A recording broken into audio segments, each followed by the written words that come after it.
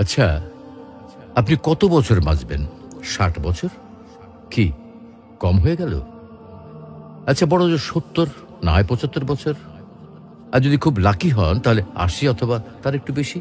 টিকটিক করে কিন্তু সেকেন্ড সময় চলে যাচ্ছে, আর টুক করে হাতে জমে থাকা সব সেকেন্ড শেষ হয়ে যাবে একদিন। একজন মানুষের কাছে যখন কয়েকশো কোটি টাকা থাকে, তখন তাকে টাকার বিলাসিতা মানায়।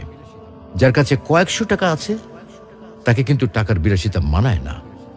আপনার আয়ু যদি কয়েক হাজার বছর হতো, তাহলেই সময়ের বিলাসিতা আপনাকে মানাতো।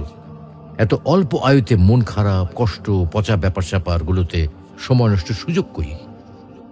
তার চেয়ে বরং ফ্যামিলিকে সময় দিন, ভালো বই পড়ুন, টুক করে বেরিয়ে আসুন চমৎকার কোনো জায়গা থেকে।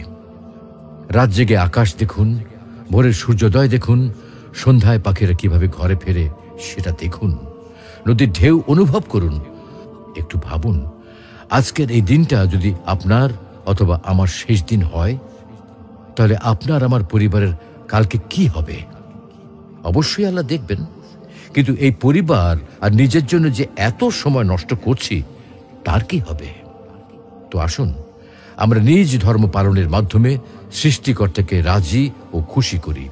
হয়তোবা আজকের দিনটাতে সফল না হলেও পরকালীন জীবন সফল হতে পারে।